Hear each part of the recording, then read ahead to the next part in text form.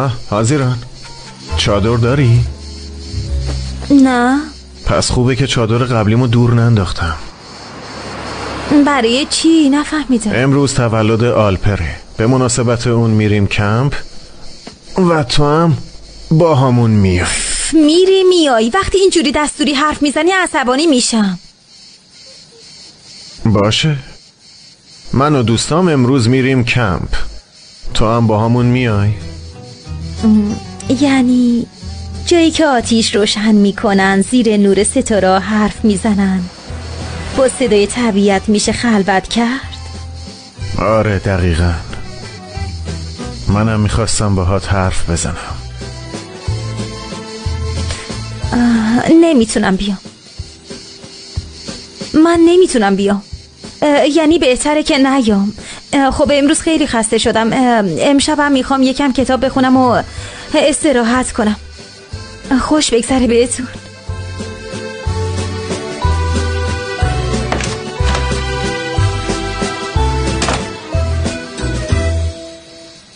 یه امتحان اراده خیلی مهم داشتم. پویراز منو برای کمپ دعوت کرد، گفت میخواد با هم حرف بزنه. دیگه اعصابمو داری خورد میکنی یا حاضران؟ من برای رفتن داشتم رسما التماس میکردم ولی قبول نکردن. خیلی خوب بی خیاله، میخواد حالا ناراحت بشی. تو چرا نرفتی آخه؟ سعی میکنم احساساتمو سرکوب کنم دیگه. من خیلی دوست دارم با پویراز دور آتیش بشینم و زیر آسمون پرستاره باهاش حرف بزنم، اما گفتم نه. کل دختر و پسرای جزیره امشب دوره هم جمع میشن و برنامه دارن. اون وقت ما دوتا دختر مهمونی باز استانبولی بشینیم تو خونه سریال نگاه کنیم. عجبا، آخه این عادلانه هست؟ اغراق نکن دیگه بیرجیک. پویراز و ملیسا و خاکان و ایدیلم قراره برن. ایدیلم میره؟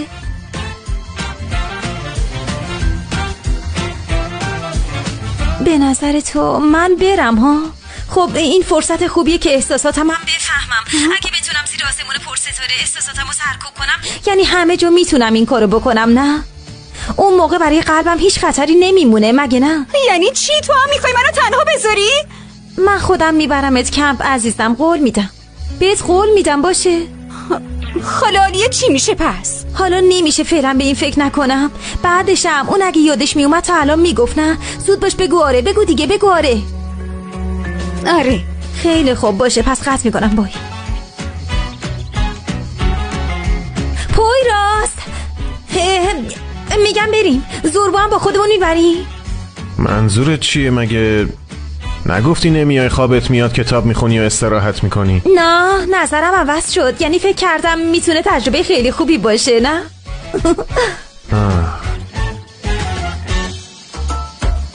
نمیدونم چی کار کنیم. چی یعنی چی نمیدونم؟ خودت پیشنهاد دادی با هم بریم کمپ، مگه نگفتی؟ آره ولی تو هم قبول نکردی دیگه، همینجا گفتی. پویراز نمیتونی منو هیجان زده کنی بعد ولم کنی، فهمیدی؟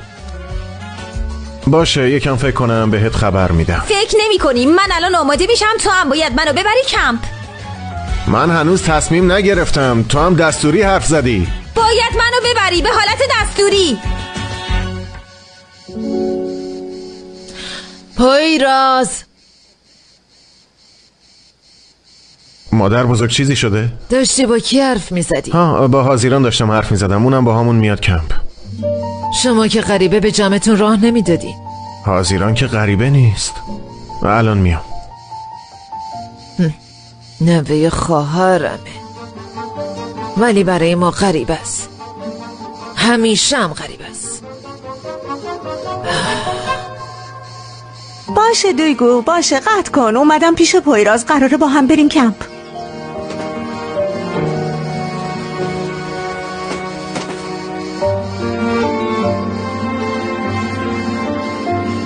این اینجا چی کار میکنه؟ حاضران دیگه. اونم اومده اینجا بریم کمپ، من نمیرم. یا اصلا من چرا نرم؟ من دوست پویرازم، این دختره آویزون نیام. باشه دویگو، حالا بهت زنگ میزنم.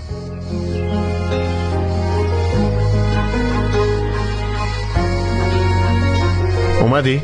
صبر کن کمکت کنم. نه لازم نیست. من فکر میکردم خودمون میریم. حاضرانو من دعوت کردم. خوبه، اونم از خدا خواسته راه افتاده اومده ببینیم ما چی کار میکنیم. اب نداره، بریم.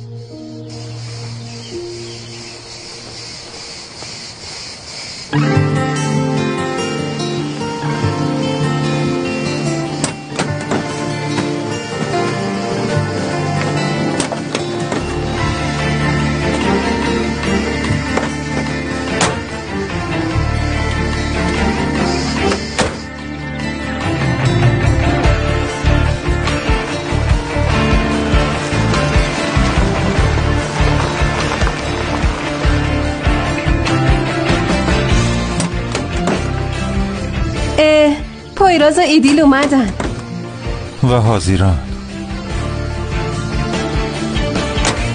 بی خود به بیرجیک نگفتی. سلام. چطوری تو؟ خوبم. حاضران تو اولین غریبه ای هستی که وارد کمپ ما میشی. هیجان زده ای نه؟ مگه این کمپ خصوصی بود؟ خصوصی بود ولی حاضران رو من دعوت کردم. اوکی، پس برنامه ریزی رو انجام میدیم. تیمتو انتخاب کن. ملیسا واسه من. انتخاب خوبیه. شما برین ماهیگیری. اوکی.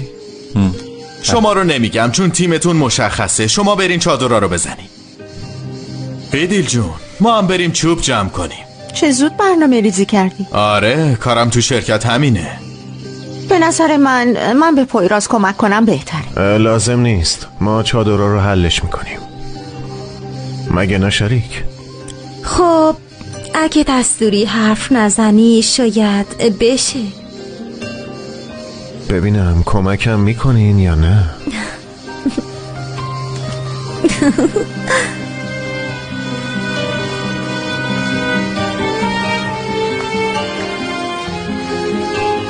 چقدرم بامزن نه؟ اگه بخوایم میتونیم تا صبح بشینیم نگاهشون کنیم.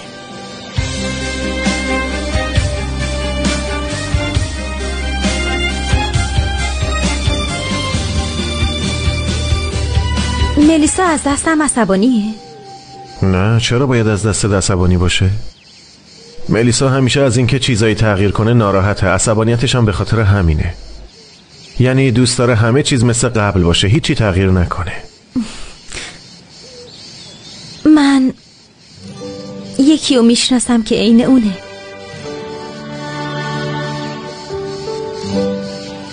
اما من دیگه برای تغییر کردن یه دلیل دارم.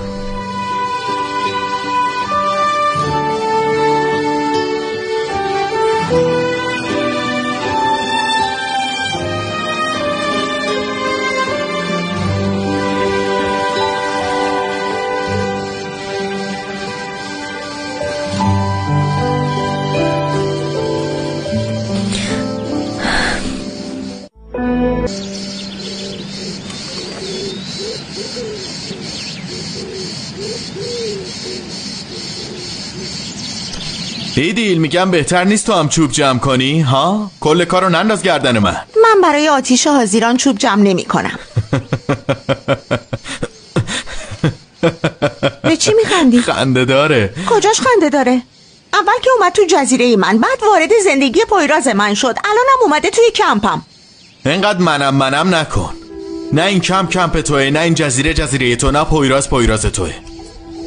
بعدشم حاضران بالاخره از این جزیره میره، ولی پایراز بازم مال تو نمیشه، گفته باشم. ببینم از کجا میدونی میره؟ حد زدم. نه صبر کن ببینم، تو یه چیزایی میدونی. هاکان چی میدونی؟ به من بگو.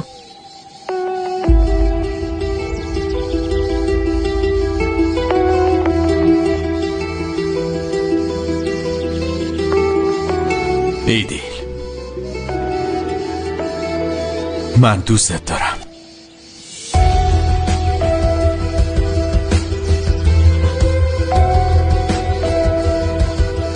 میدونم.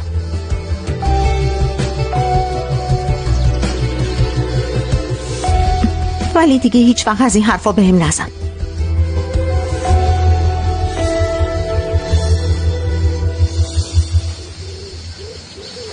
چند بار اومدین اینجا؟ اونقدر زیاد اومدیم که تعدادش از دستمون در رفته. از ابتدایی شروع کردیم. اون موقع بابای آلپرم با همون می اومد. بزرگتر که شدیم خودمون می اومدیم. راستش من و بیرجیک توی یه جای تکراری دوبار غذا نمیخوریم. از این کاری تکراری خسته نمیشی؟ آدم چرا باید کاری که دوست داره رو یک بار انجام بده؟ ما واقعا فرق داریم با هم. یعنی حتی هیچ کس به اندازه ما با هم در تضاد نیست. حتی میشه گفت کنار هم بودنمون یه چیزی تو مایه‌های معجزه است. هرچند تو معجزه ها رو باور نداری، نه؟ من باور نداشتم، ولی فکر کنم میخوام دیگه باور کنم، مخصوصا این اواخر. ببینم تو چی؟ تو باور داری؟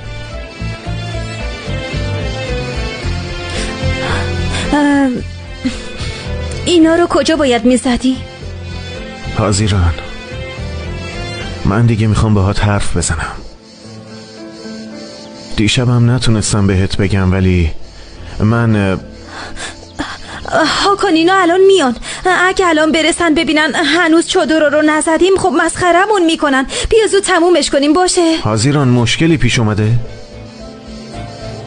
از دیشب چیزی عوض شده و من ازش خبر ندارم؟ نه، چی شده مگه؟ چه میدونم، میخوام باهات حرف بزنم، مدام ازم فرار میکنی. فرار نمیکنم. اگه فرار میکردم باهات میموندم بالای کوه.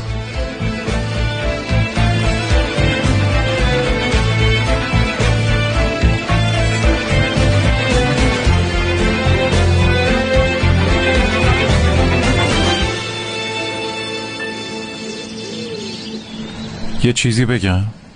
اینکه پویراز اینا رو دعوت کرده به کمپ خیلی عجیبه. ایدیل چقدر بعدش اومد. اون هم دیگه باید شکست رو قبول کنه. منم موافقم که به هم می اومدن، ولی از وقتی حاضران اومده همه چی کلن فرق کرده. بعد از اینکه حاضران بره همه چیز خیلی عوض میشه. یه چیزی بگم؟ ممکنه بعد از امشب تصمیم بگیره واسه همیشه تو جزیره بمونه. مگه امشب چه خبره؟ چون با پویراز اومده کمپ قرار زندگیش تغییر کنه؟ نه خیر عزیزم، حرفای پویراز زندگیشو تغییر میده. من داشتم و میشناسم. امروز اون هیجان عجیب تو صورتش بود.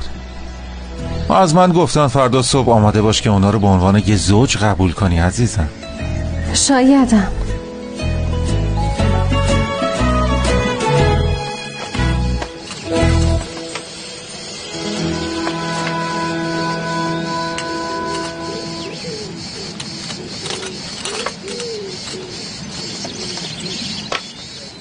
هاکان خوب شد اومدی. دلمون واسه این فضا تنگ شده بود. ممنون داداش. مرخصی که تموم شد میری یه چند سال نمیبینیمت، نه؟ هاکان دیگه زود به زود بیا. ببین چه تیم قشنگی هستیم. ممنون داداش، مرسی.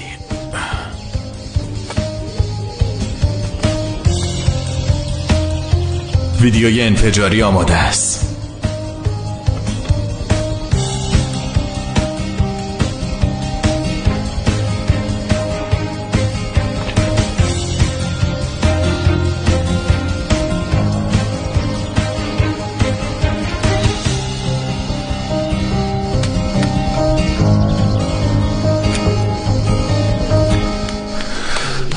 بیایید که کلی ماهی واسهتون آوردم. من به ماهی دست نمیزنم، نوشیدنیا رو میارم. تو هم دعوت میکنم به تیم نوشیدنیا. خیلی هم خوبه. ای فرصت طلبا، تنبل خانوم.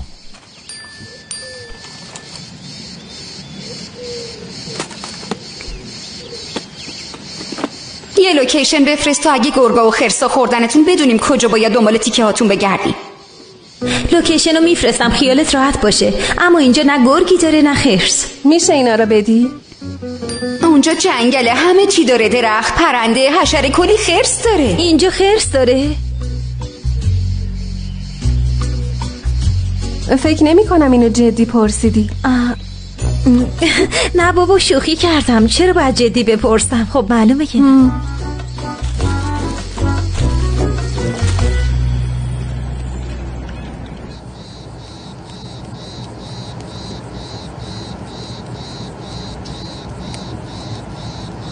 خوشت اومد؟ از کی؟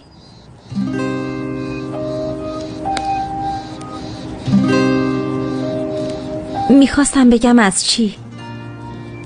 تو اینجا رو میگی دیگه.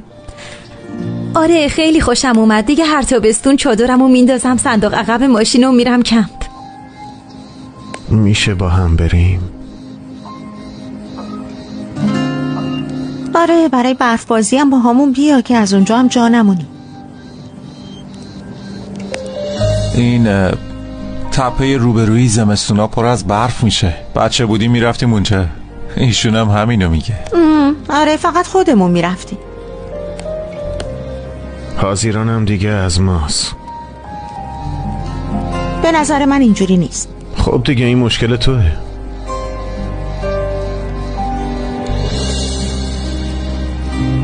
بیا بریم یکم قدم بزنیم.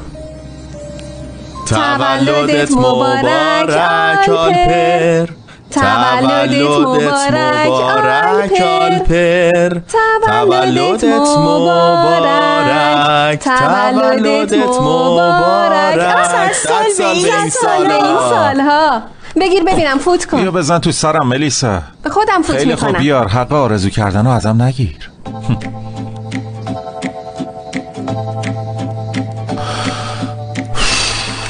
ایول تولدت مبارک. آروم ابراز احساسات کن. تولدت مبارک. تولدت مبارک داداش. تولدت مبارک. خب بگو ببینم چه آرزویی کردی؟ خب نمیشه گفت دیگه. نمیگم. من که میدونم چه آرزویی کردی. آخ از دست تو ملیسا. خب حاضران تولد تو رو هم اینجا جشن میگیریم. 21 آگوست بود نه؟ تو از کجا میدونی؟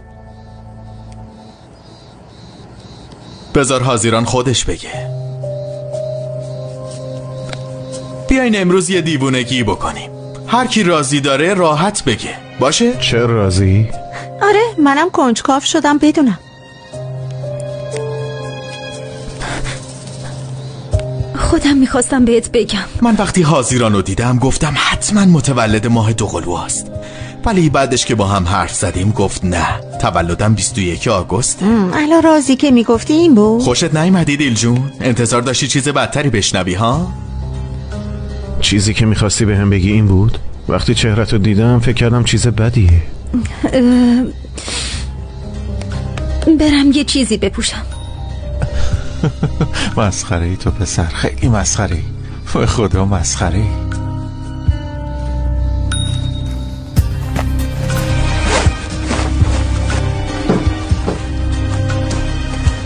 بین تو و پویراز چیه؟ مجبور نیستم بهت جواب بدم. مجبوری. روز اول گفتی اگر رعد و برق بشه احتمالش خیلی بیشتر از اینه که من عاشق پویراز شم. به هم قول داده بودی. تو داری چرت و پرت میگی. من سالها برای پویراز زحمت کشیدم. نمیذارم توی یه لحظه نابودش کنی. نه من اجازه میدم نه خاله عالیه اجازه میده. برای حرصه خودت از مادر بزرگ پویراز استفاده میکنی؟ من هیچ کاری نمی کنم. دیروزم دیدی تو رو نمیخواد. هیچ کس تو رو تو این جزیره نمیخواد. من هر چقدر دلم بخواد تو این جزیره میمونم.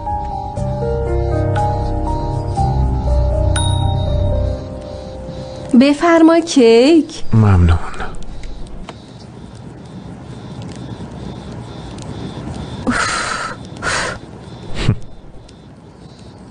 میترسی؟ از کجا فهمیدی؟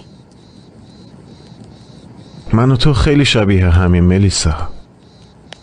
کوچکترین تغییری که تو زندگیمون به وجود میاد خیلی زود میریم تو لاک خودمون. چرا نمیتونیم همینجوری ادامه بدیم؟ حتما باید یکی تو زندگیمون باشه. اینطور مسائل انتخابی نیست.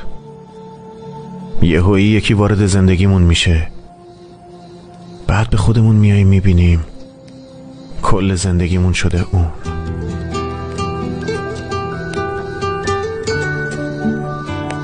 تو دوستش داری، بازم به یکی وابسته میشی که از دستش میدی.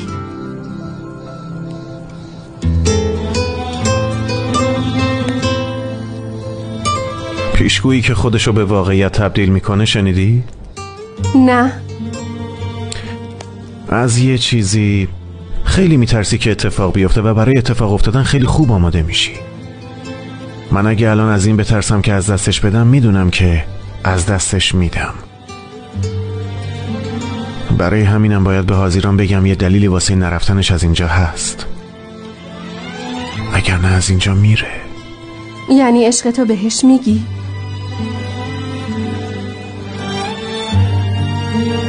باشه، امیدوارم خوشبخت بشی.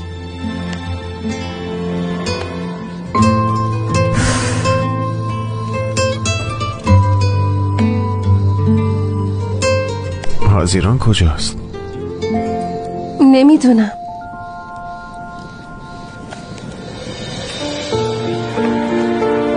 تو یه چیزی رو پنهون میکنی. تو خیلی مستی.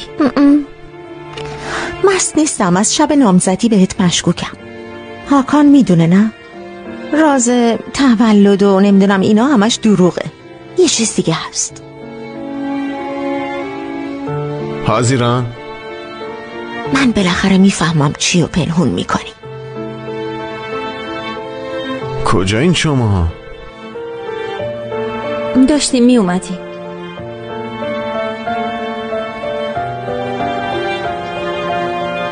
مشکلی پیش اومده؟ ایدیل یکم سردش شده، اما من چیزی ندارم بهش بدم.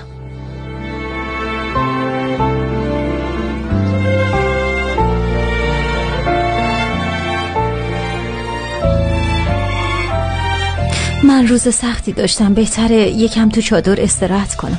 به نظر منم استراحت کن، چون فردا میبرمت یه جای خیلی قشنگ. یکم جلوتر یه تپه خیلی قشنگه. شبت بخیر. شب بخیر.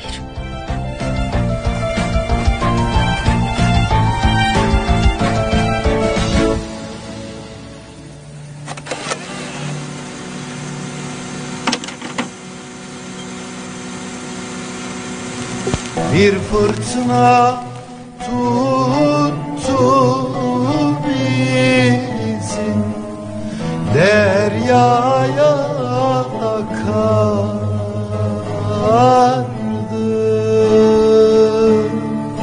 O bizi kavuşmalarımıza yarim mahşer kaldı.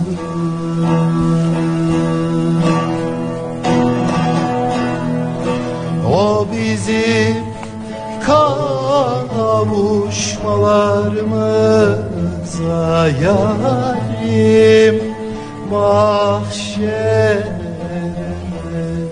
kaldı.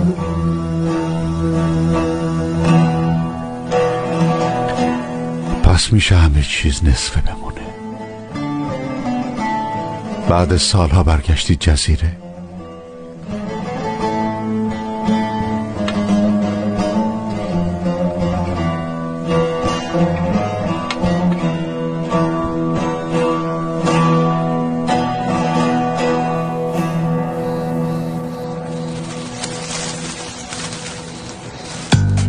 اون چیه؟ خرسه! خرسه! اونجا یه خرسه! چی شده حاضران؟ خرس وای خدا، خرس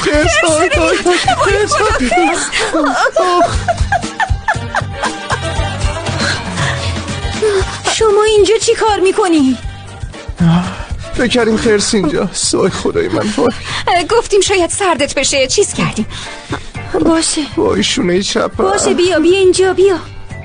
ایشالا که پنجه خرس نباشه. پنجه خرس؟ بشین اینجا، چیزی نخوردی، چیزی نیست. خرس مرس اینجا نیست، بشین. چرا؟ نگفتی میای اینجا؟ اگه میدونستم میای. من از اینجور حرکات آنی و یهویی خیلی خوشم میاد. آلپر، میگم بیا با هم باشیم دیگه.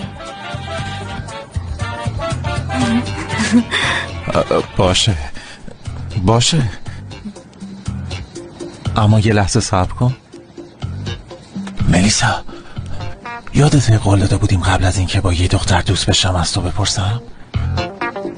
من من و بیرجی قراره با هم دوست بشیم. بعد نگی زدی زیر قولش و اینا. باشه؟ اجازه نمیدم.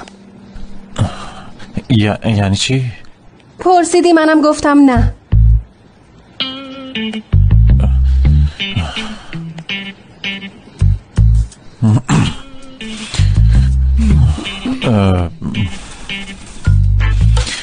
نمیشه. آخه چرا؟ ملیسا اجازه نمیده. چی؟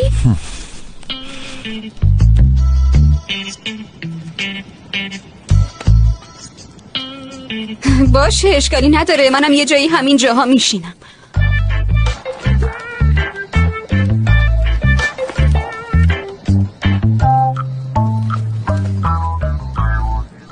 خب حالا که مهمونه جدیدمونم اومدن، تفریح دوباره شروع میشه. یالا ببینم. کیک نداریم. اشکالی نداره، با بازی دور آتیش ادامه میدیم. من ملیسا رو گول میزنم. هیچ کس در برابر من طاقت نمیاره. من که طاقت نمیارم، ولی راضی کردن اون یکم سخته. من اصلا حوصله بازی ندارم. چرا داری؟ خوبم داری. خب بازی جرأت و حقیقت بازی میکنیم. شروع میکنیم؟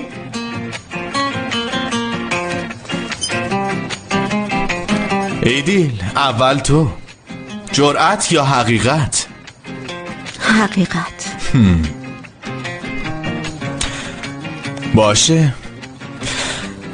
قلب چند تا از پسرای جزیره رو شکستی؟ اسمشونو بگو. یالا. نمیدونم. به احساس آدمایی که برام مهم نیستن کاری ندارم. باشه. ادامه میدیم. ملیسا، جرأت یا حقیقت؟ لعنت به جرأت. همیشه در حال جرأتیم. منو مجبور نکنین کارای مسخره کنم. یادت نصف شبی منو فرستادین رودخونه؟ زهر مار. حقیقت. خب پس صبر کن. ببین اینجا اخلاق کدوممون عصبانیت میکنه؟ اخلاق تو.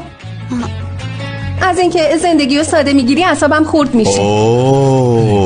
باشه ادامه میدیم. اون میتونه برای منم بچرخه؟ یعنی نوبت منم میشه؟ نمیدونم، باید ببینیم چی میشه.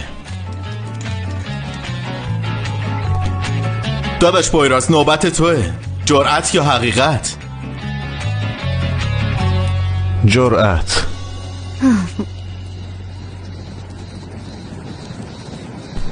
باشه. یکی از زنای اینجا رو ببوس.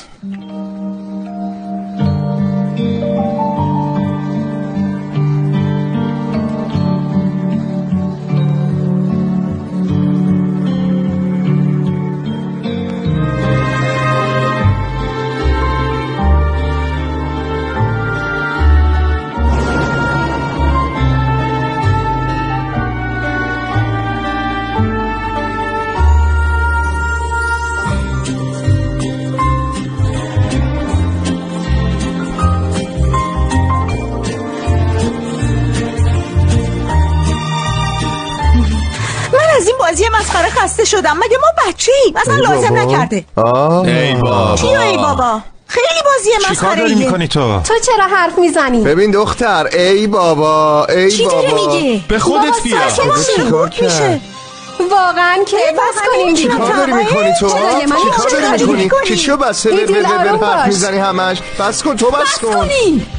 آره واقعا بسه. این کمپ به خاطر شادی و آرامش من بود. اومدی همه چی رو خراب کردی. حاضران هیچ چی رو خراب نکرده. دیگه هیچ وقت کسی رو مقصر ندون.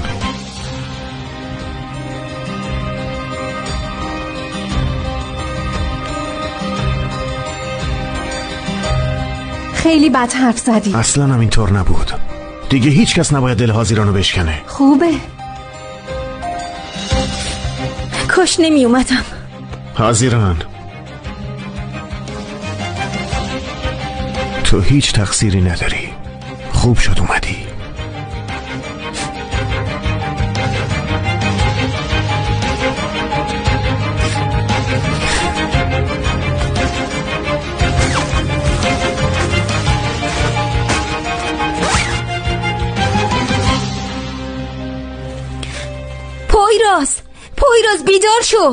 بیدار شو دیگه پویراز.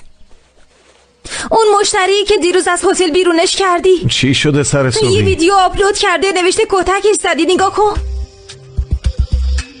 اعصاب منو بیشتر از این خورد نکن. برو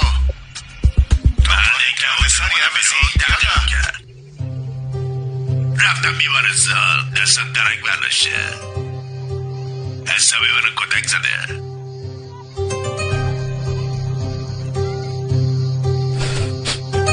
همچین چیزی چطور ممکنه؟ از من چرا میپرسی؟ من اصلا دست روش بلند نکردم. میخوای باور کن، میخوای باور نکن. من آدم خشن و سردیم ولی هیچ وقت طرفدار خشونت نبودم. من حرف تو باور دارم. پس چرا چپ چپ نگاه میکنی؟ من از این عصبانیم که پیش من از خودت دفاع میکنی. همین.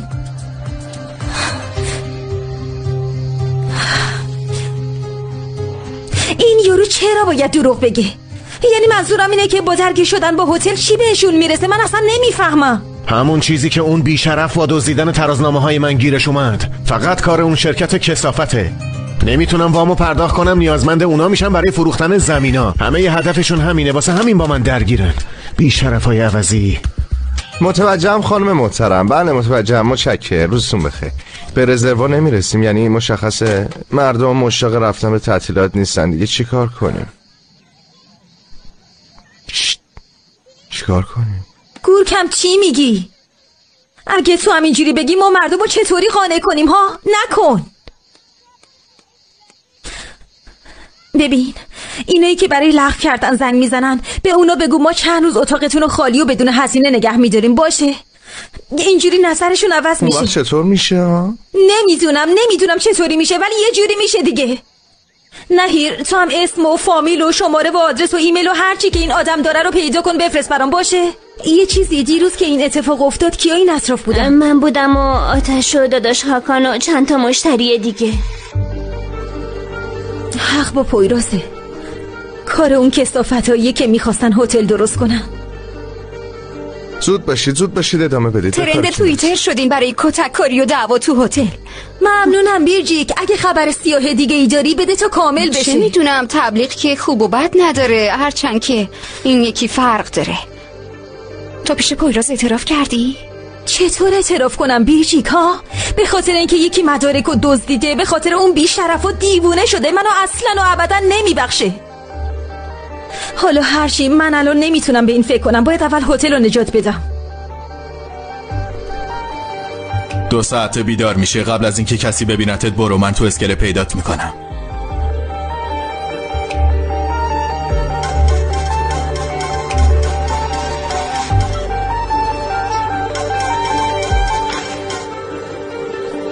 تو کردی. چیو من کردم؟ منو احمق فرض نکن، باشه؟ اون آدمو به عنوان مشتری فرستادی، بعدش هم از عمد دعوا درست کرد و تو هم ازش استفاده نه دیگه انقدرشو هم قبول نمی کنم. من اینجا آروم و ساکت نشستم منتظر ورشکست شدن تو. به من دروغ نگو هاکان. برای گفتن اینا به من زنگ زدی؟ یالا جونم یالا. تو اصلا احساساتی مثل وفا و دوستی نداری. پویراز دوست توه هاکان، دوستته. منو ببین، اگه دوست منه عشق تو هم هست. دیشب دیدم چطوری به پویراز نگاه میکردی. به من فشار نیار هازیران. حله؟ تو از من چیزای بیشتری واسه از دست دادن داری.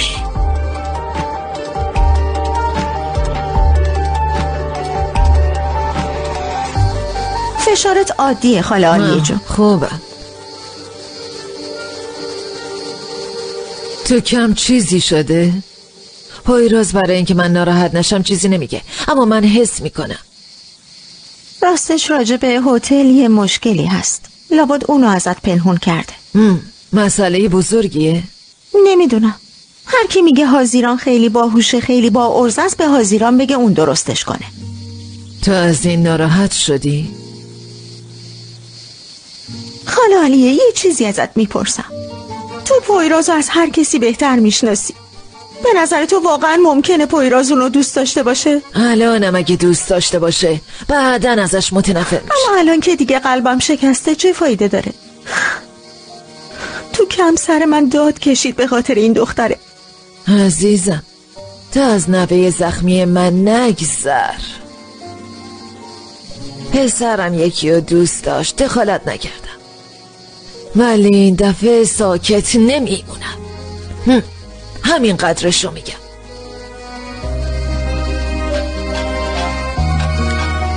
پویراز زنگ میزنه. بله پویراز. ببین یه چیزی ازت میخوام. باشه بگو انجام میدم. این یارو هستا، همین که زدمش. میتونیم بفهمیم دستشو چطور و کجا شکونده؟ آره میشه فهمید. تو برام اسم و فامیلشو بفرست، من از بیمارستانا میپرسم. باشه الان از نهیر اطلاعاتو میگیرم و واسط میفرستم. باشه منتظرم.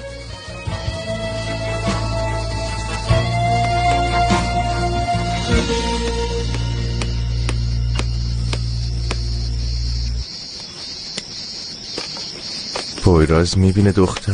اینجوری نگاه نکن، یعنی انگار تا حالا هیچ کسو ندیدی یا حواست باشه. نیست که خودت نگاه نمی کنی؟ این دختره ملیسام که نذاش من با آلپر دوست بشم. به اون چرا؟ مگه به اون ربطی داره؟ آره دیگه، آلپر رفت ازش پرسید، گفت بدون اینکه از ملیسا بپرسم نمیتونم کاری کنم، بهش قول دادم. دختر بگو خواهر شوهره دیگه. کدوم خواهر شوهر؟ خواهر شوهر، تا عمر دارم نبینمت. همه خدا بیامرزم اینطوری میگفت. خیلی کشید، یعنی از خواهر شوهرش خیلی کشید. خیلی. یعنی چی؟ دختر میگم خواهر شوهر دردسر سازه. الان فهمیدی ها؟ دردسر میسازه. اون که آره.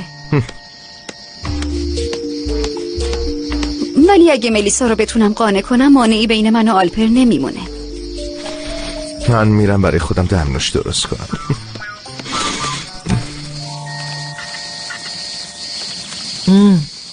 خوش اومدی دخترم. شنیده بودم تو جزیره‌ای. خوش باشی خاله عالیه، خدا بد نده دهنت شیرین بشه. میل کن تو رو خدا. اگه میمردم من برات مهم نبود. منم بیقلب فرض کردی؟ سرت سلامت باشه. واقعا خیلی خوشحال شدم خوب شدی. تازه تو یادگار مادرمی. تو قدر یادگاری رو میدونستی مگه؟ اومدم ببینم حاضران چه جور جایی زندگی میکنه. اون بدبخت رو دیدم، شمارم زیارت کردم، وظیفه انسانیمو به جا آوردم. خدافظ. تو قرض افتادی؟ تو از کجا میدونی؟ دخترت هم برای اینکه قرضاتو بده شروع کرده به راه اندازی هتل. حاضرم گفت؟ نه خیر. نوت غیبت کرده پس. پایراز در مورد هیچ کس حرف نمیزنه. یعنی اینکه این خصلتش به مامانش رفته و اما بقیه خصوصیاتش عین باباشه، مثل اون خیال پرداز. حالا که موضوع باز شد متوجه شدم پایراز به دخترم یه ربطی داره. اشتباهی که باباش کرد و نکنه یه وقت. تو هم که عده‌های خودتو داری. تو اصلا حق نداری این موضوع رو باز کنی. من از روی نیت خوبم حرف میزنم، وگرنه پایراز کیه؟ حاضران کیه؟ تو کی هستی؟ دوست. من دوست نیستم. مجبورم نکن دفترهای قدیمی رو باز کنم. اگه میخوای با این دروغا دخترمو در برابر من تحریک کنی. نه تو نه دخترت اصلا برام مهم نیستی. یالا برو چشمم بهت نیافته. اگه خاطره مامانم نبودی جوابی لازم بود و حتما بهت میدادم. روز بخیر بلادور.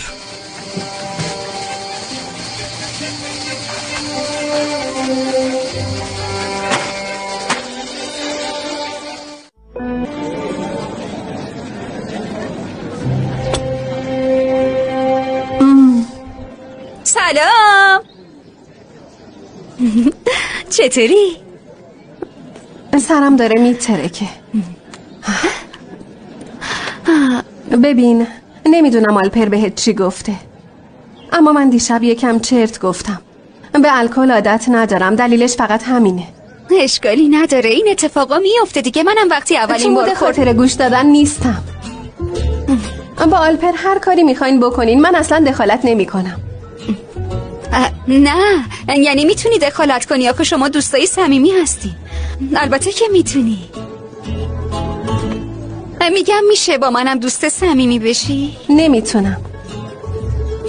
برای دوست صمیمی شدن یا مجبور میشی 20 سال با هم باشی یا روحمون شبیه هم باشه. توی ما هیچ کدومش نیست. دوست من کاری میکنم که دوستم داشته باشی، قول میدم. من در واقع دوستت دارم بیریجیک. حل دیگه، موضوع بسته شد. عالیه.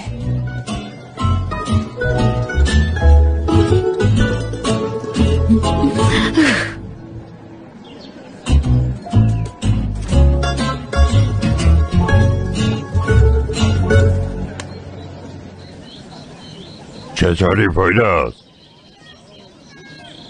جواب نمیده. سلام پویراز.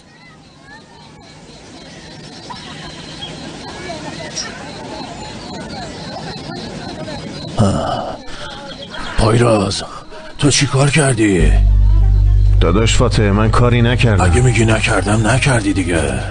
آدم وقتی فیلمو میبینه عقلشو از دست میده. فیلم دیگه یعنی مدرک. داداش فاتح اگه کردیم خوب کردی پسرم. من به تو اعتماد کامل دارم. حالا هرچی.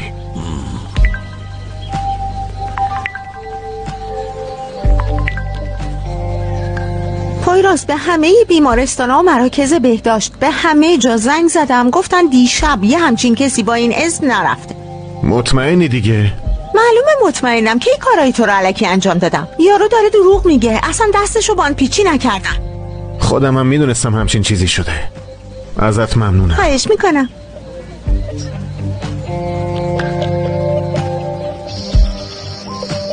راستش تو آژانس ارتباطی استانبول یه دوستایی دارم. اونا میگن که میتونیم کمپین این یارو رو تو اینترنت برعکس کنیم. فکرای خوبی میدن. آدمایی که منو از روز تولدم میشناسن به هم اعتماد ندارن. این همه آدمو چطوری قانع کنم؟ یعنی چی؟ اهالی جزیره اون مرده رو باور دارن؟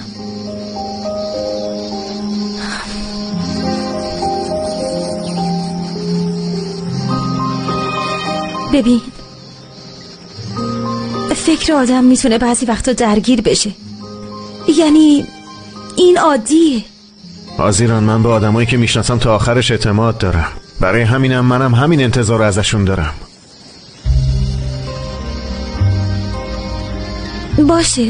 باشه تو فعلا به اینا فکر نکن. ما اول این مشکل رو حلش کنیم. ما این مشکل رو چطوری حل کنیم؟ ها؟ مرده یهو نیست و ناپدید شده، نمیبینی؟ دقیقا مثل اون بیشرف که ترازنامه رو دزدید، فرار کرد، غیب شد و رفت.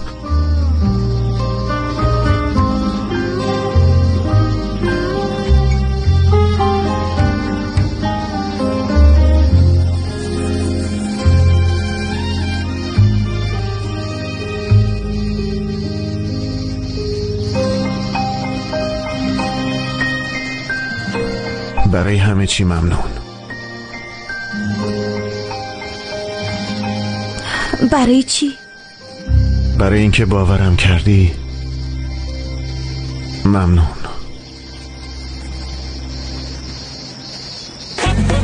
آقا گفتم این ویدیوی کوچککاری پویراز هست. عزیزم من اون موضوع رو بستم دیگه، چی داری میگی ها؟ اما من اطلاعات متفاوتری دارم آقا گفتم. یارو که فیلمو داده با من تو تاکسی بود. چی؟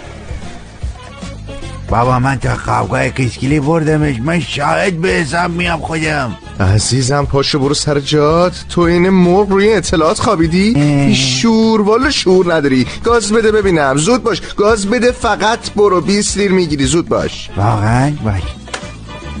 الو حاضران، ما را میافتیم. آره کدوم پانسیون؟ کیسیکلی بری خودش بیدیم. کیسیکلی چی؟ آدمی که ویدیو رو پخش کرده هنوز توی جزیره کجاست؟ گورکن کدوم پانسیون گفتی؟ کیسیکلی؟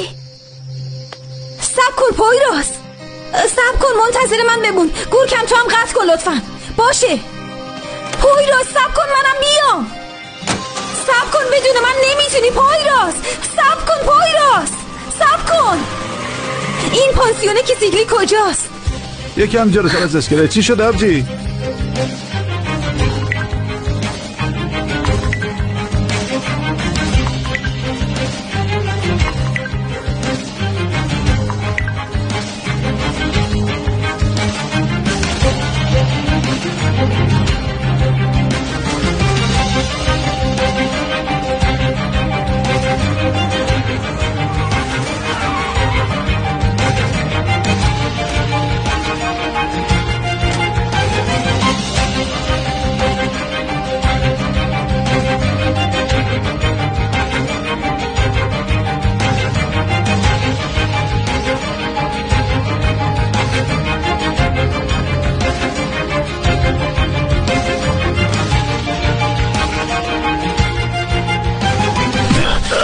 چی هستی مرتی که؟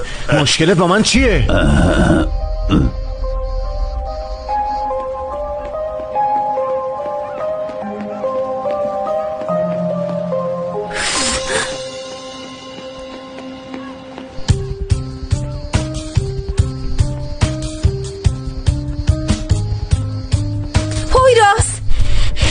پویراز صبر کن، آروم باش پویراز. برو کنار، دخالت نکن. نه تا الان کار درست رو کردی، دیگه اجازه نمیدم با عصبانیت اشتباهی بکنی. دستم شکسته به خدا. دستت شکسته؟ ها؟ چی کار میکنی؟ دستت شکسته دیگه. چی شد؟ دستش نشکسته، بیمارستانم نرفته، گفتم از همه جا بپرسن. هیچی رو نمیدونه اثبات کنه.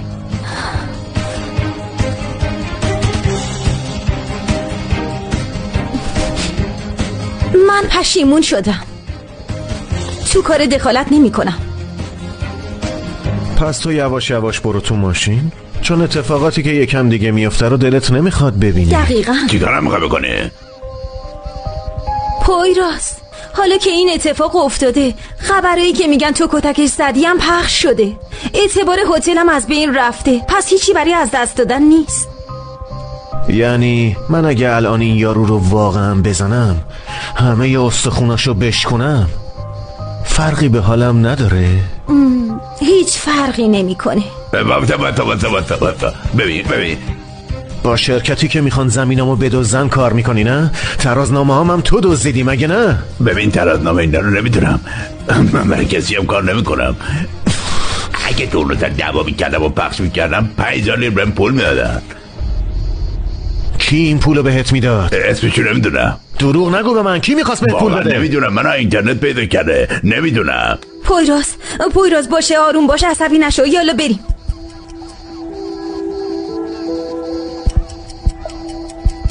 اونایی که کرایت کردن اگه باهات ارتباط برقرار کردن به من زنگ بزن باشه، من بیشتر بهت پول میدم. باشه.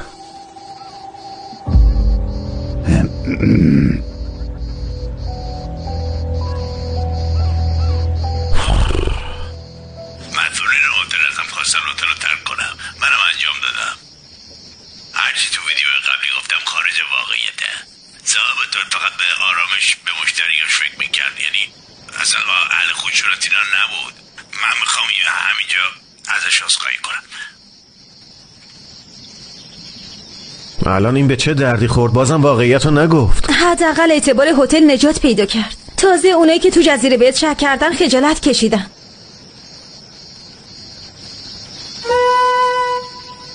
حاضران، از اولش فقط تو منو باور کردی مگه نه؟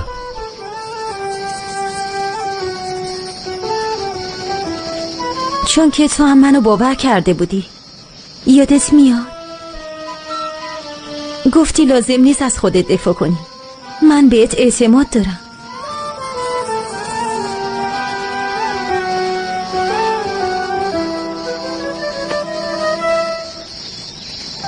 حاضران، من بچه ها به تماسا و رزروا نمیتونم برسم، به خدا همچین چیزی نمیشه. آی کارکنای جدید، کارکنای جدید نیاز داریم. آره میگم که تو ساحل چیز کنیم، چند تا آلاچیق درست کنیم، پشه بند و بالشای روسی و عثمانی بذاریم برای لم دادن. خیلی خوبه. ببین چی میگم، اینا رو از ذهنها پاک کنیم. خانواده بچه دار نمیخوام، اینجا واقعا به بچه نیازی نیست، اصلا اینجا یه هتل تربیتی نیست. عالی میشه، خیلی خوبه. راستی میدونستین که بچه ها به من میگن عمو؟ من کی عمو شدم آخه؟ باور کردنی نیست. ببین باز تلفن زنگ خورد. اوف.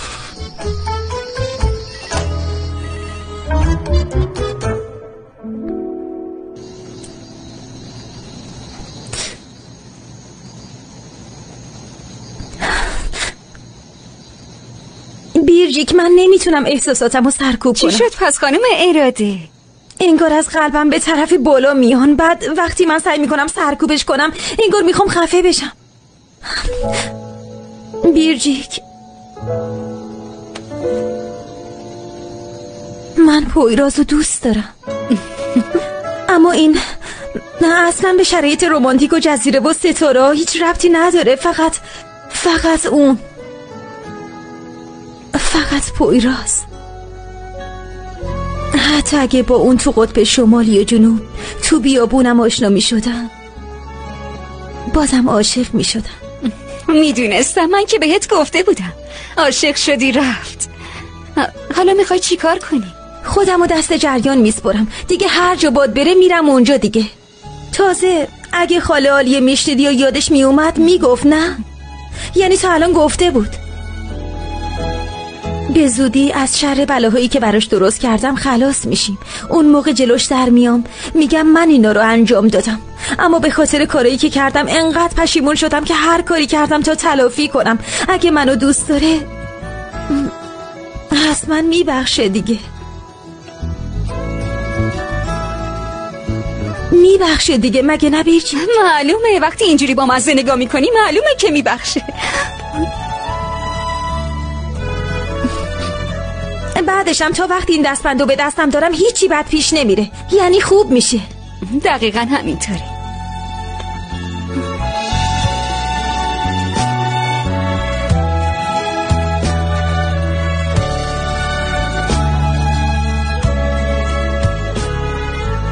به پویراز میگم که عاشقشم.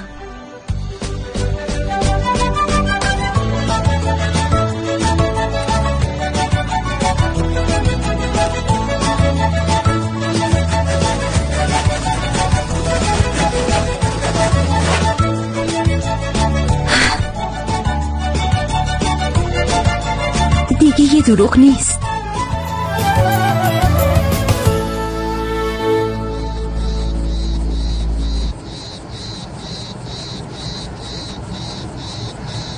دیگه وقتش رسیده مگه نه زوربا؟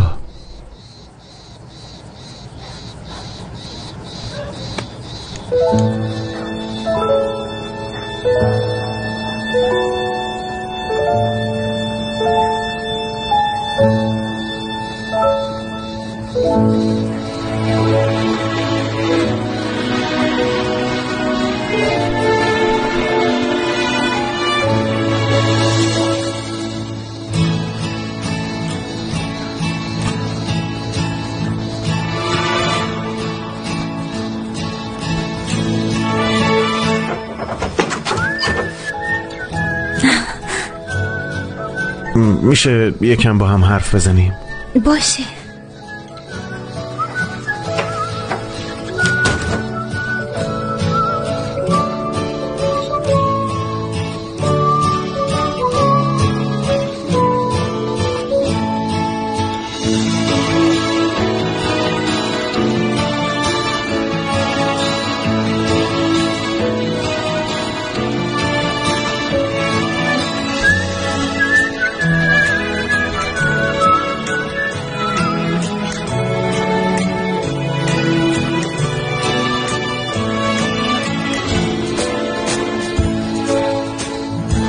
اسم قایق آیتن بود.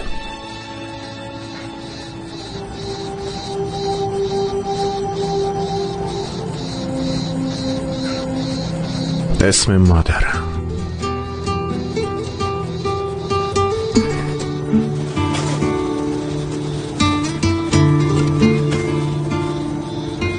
من 7 سالم بود. توی فستیوال بودیم. اول اومد منو بوسید، بعدش گفت برمیگردم. سوار کشتی شد و رفت.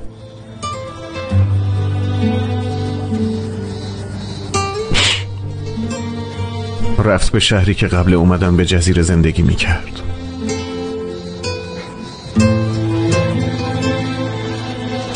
استانبول.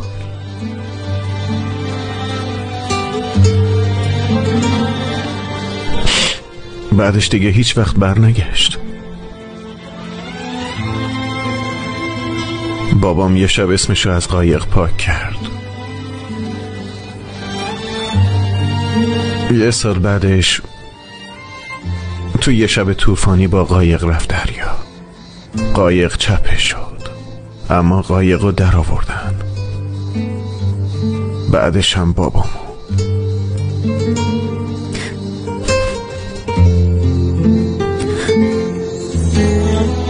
من خیلی متاسفم. بعدن هیچ وقت مادرتو ندیدی؟ اصلا ندیدم.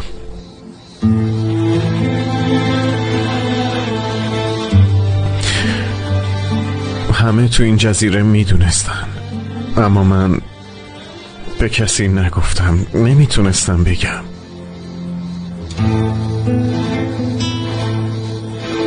قبل تو به هیچ کس نگفتم.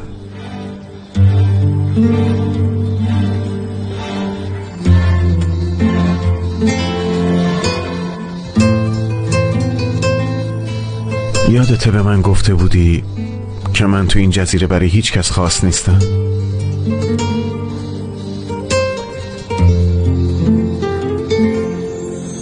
تو برای من خیلی خاصی حزیران، خیلی خاص.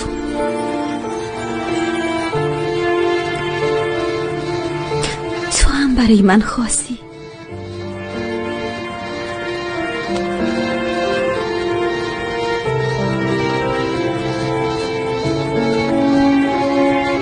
خیلی خاصی.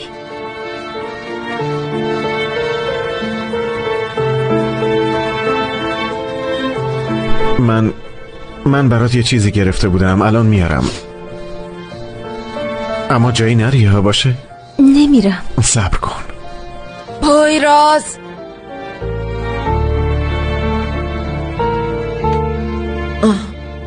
مادر بزرگ، من فردا همه چیزو واسه توضیح الان میدم. بگو با حزیران چی میگفتی؟ از مادرم براش گفتم.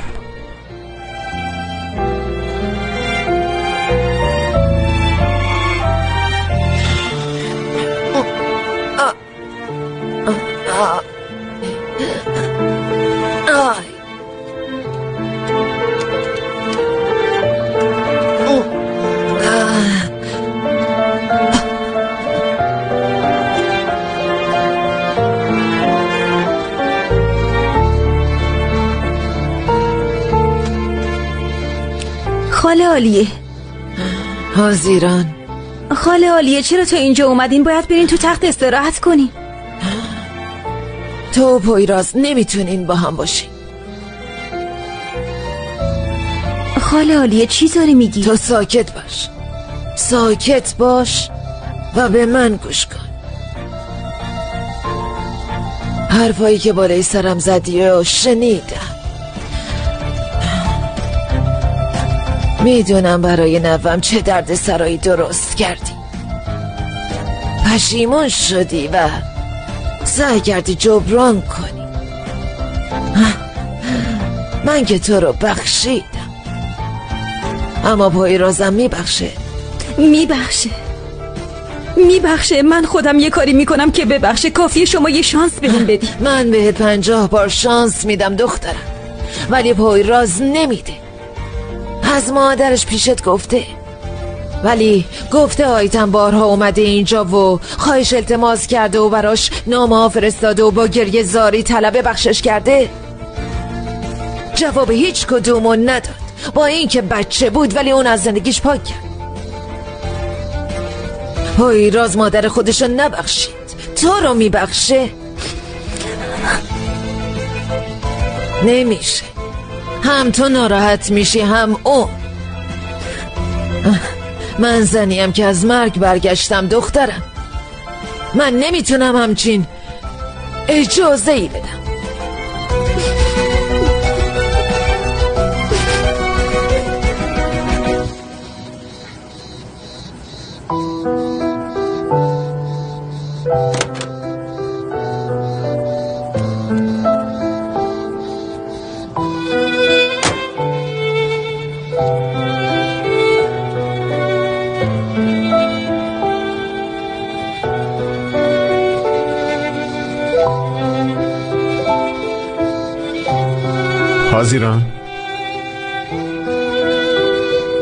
حزیران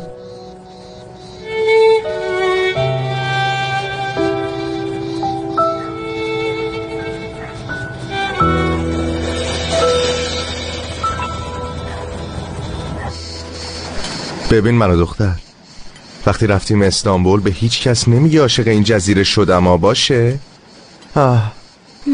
پس حالا وقتشه که به خوشگذرونی ادامه بدیم. گرکم جون، اینطوری جزیرمون همه رو شیفته خودش میکنه. که اینطور؟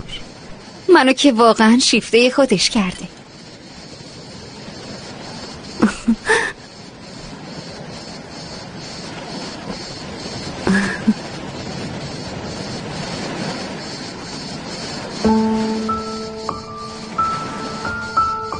الو، مگه خودت مغازه نداری؟ چرا اینجا لنگر انداختی؟ دختر ضد حال نزن دیگه، داریم اینجا جشن میگیریم. گفتیم بدون تو حال نمیده که واقعا هم حال نمیداد دیگه.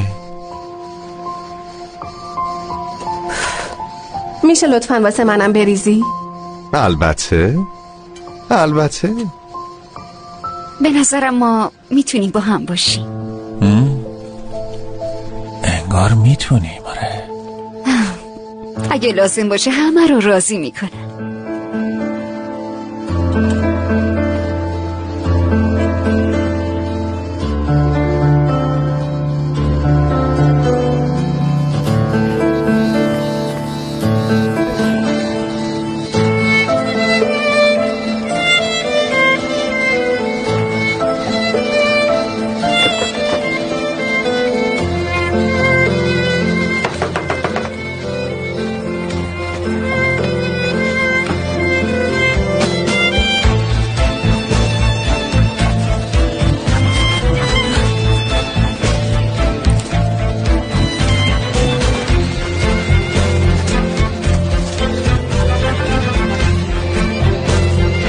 آبجی عزیزم چی شده؟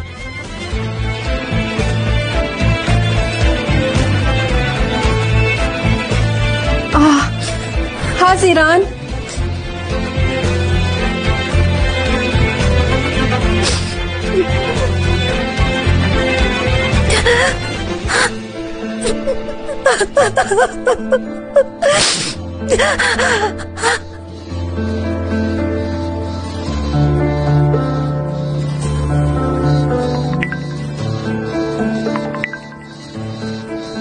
ملیسا کجایی؟ خونه ای؟ حاضران اینجا دیدم، فکر کردم تو هم هستی.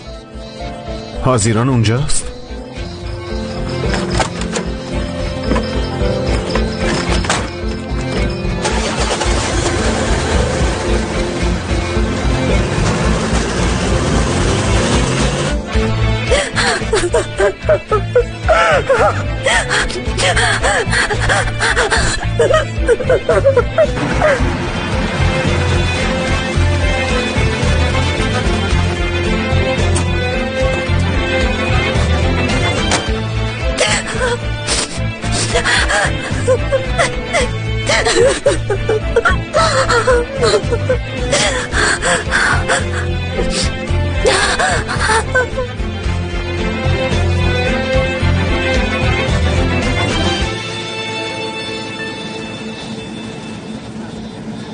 پویراز، حاضران کجاست؟ از این طرف رفت. حاضران چی شده؟ چی شده که فرار میکنی؟ فرار نکردم، یادم افتاد تو هتل کارایی دارم که باید انجام بدم. یه سری رزرو بود که من باید. حاضران الان داری با کلمات ازم فرار میکنی. بعد اینکه من رفتم یه اتفاقی افتاده. بگو چی شده؟ هیچی. حاضران واقعیت رو به هم بگو. ببین تو یه چیزیت شده. وقتی نبودم یه اتفاقی افتاده که نمیدونم چیه. انگار که یه چیزی تو رو از اینجا برده گذاشته یه جای دیگه. ما تو حیات خیلی صمیمی بودیم، خیلی نزدیک بودیم. چی شد؟ یهو از من دور شدی؟ تو اینطوری فکر میکنی؟ من اینطور فکر میکنم؟ این جوابیه که به سوالای بی جواب میدی مگه نه؟ خودت گفته بودی. امروز خیلی روز طولانی بود، من دیگه میخوام برم خونه. حاضران من قلبمو به روت باز کردم.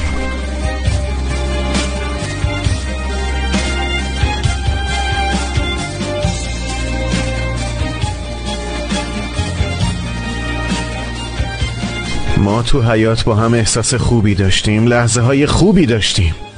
خودم میدونم چی بینمون بود و چه حرفایی زدیم.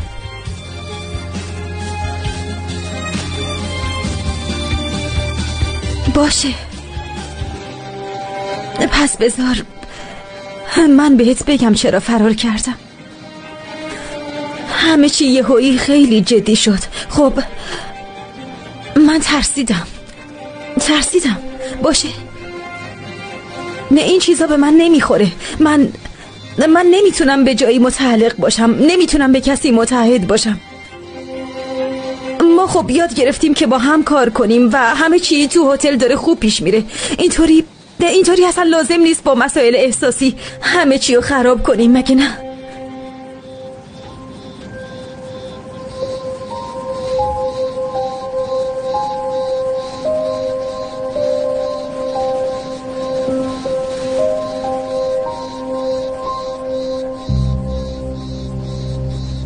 مسائل احساسی دقیقا همینطوره. میتونیم بازم مثل قبل باشیم. آره، میشه دوتا غریبه‌ای باشیم که با هم به طور حرفه‌ای کار میکنن مثل قبل.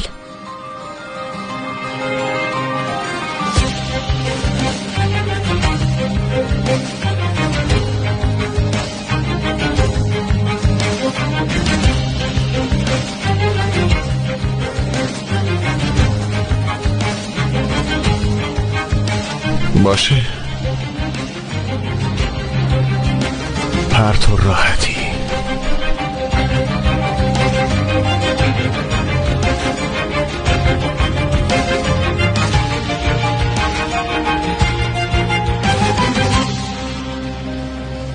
آلپر، من میگفتم حاضران چه دختر خوبیه و خدا نکنه بره، ولی اصلا اونو نشناخته بودیم. فقط یه دختر لوس و خودخواه و در مورد دوستم احمقه. درست حرف بزن. حاضران اصلا همچین دختری نیست. دیگه همه شنیدیم. حتما اونم برای خودش دلایلی داره. چه دلیلی ها؟ داری از کدوم دلیل حرف میزنی؟ ببین، پویرازو از بچگی میشناسم. اگه احساس قلبی بهش نداشت و ازش مطمئن نبود دلشو براش باز نمیکرد. دوست تو دل دوستم و شکست و باهاش بازی کرد. میفهمی چی میگم؟ ببین، دوست من با قلب دوست تو بازی نکرده، باور کن. اگه قراره از حاضران دفاع کنی خواهشان حرف نزنی. معلومه که دفاع میکنم. دوست من یه اشتباهی کرد، بعدش هم به خاطر وجدانش داره جبران میکنه. از چی حرف میزنی؟ کدوم وجدان؟ آخه اون از وجدان چی میفهمه؟ اگه وجدان نداشت بعد از اینکه پویرازو ورشکست کرد پشت سرش هم نگاه نمیکرد و میرفت، ولی اینجا موند و داره همه چی رو درست میکنه. یه لحظه منظورت از این که حاضران پویرازو ورشکست کرد چی بود؟ نفهمیدم. آخه چطور؟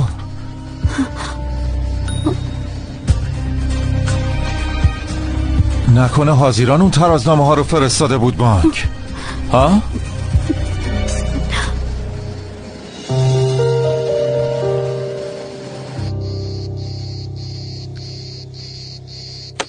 پویراز،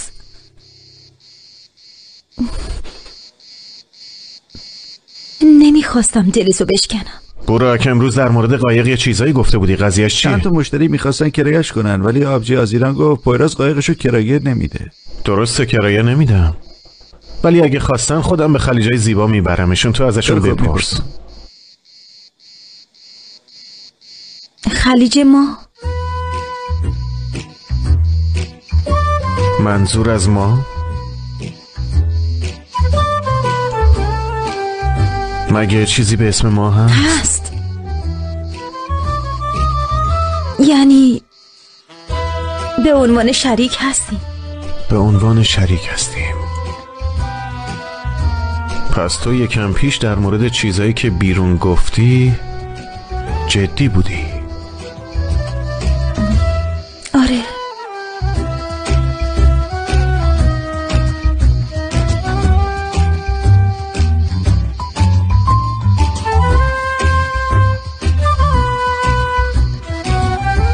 پس تمام احساساتت واقعی بود.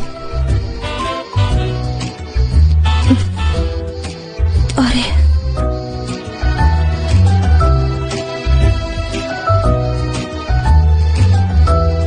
باشه، پس چیزی بین من و تو نیست.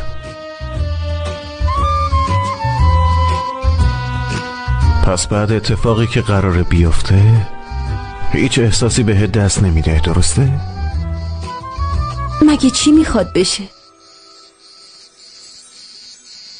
Sana bakmak insanın ömrünü uzatır. Geç karşıma da birkaç yıl eklensin hayatıma. Sen geçerken ayrılık zırhını kuşanır. Çek aşkını da canın pahasına savaş onunla. Çift gökkuşağı çıkar sen yağmurda gülünce. Yaz erken gelip buzullar erir sen bana yürüyünce. Çift gökkuşağı çıkar sen yağmurda gülünce.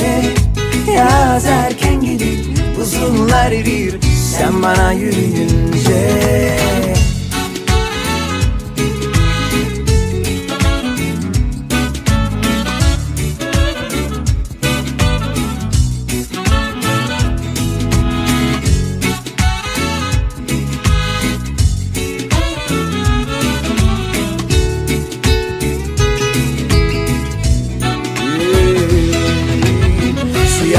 Beyaz ol cezama itiraz. Kalbim uslu durmuyor verse nerede ikaz. Yani biz seninle karşısında dünyanın bir kör olur bir ay var. Sonra yazmayınca harflerim mütellik. Yan yatar kelimeler cümleler devrik. Sar bütün müzik artık anla. Bensiz olur ama sensiz olmaz asla. Çift gökkuşağı çıkar sen yağmurda gülünce. Yaz erken gelir buzullar erir sen bana yürüyünce. Çift gökkuşağı çıkar sen yağmurda gülünce. Yaz erken gelir buzullar erir sen bana yürüyünce. Çift gökkuşağı çıkar sen yağmurda gülünce. Yaz erken gelir buzullar erir sen bana yürüyünce. Çift gökkuşağı çıkar sen yağmurda gülünce. Yaz erken gelir buzullar erir sen bana yürüyünce. Çift gökkuşağı çıkar sen yağmurda gülünce. Yaz erken gelir buzullar erir sen bana yürüyünce.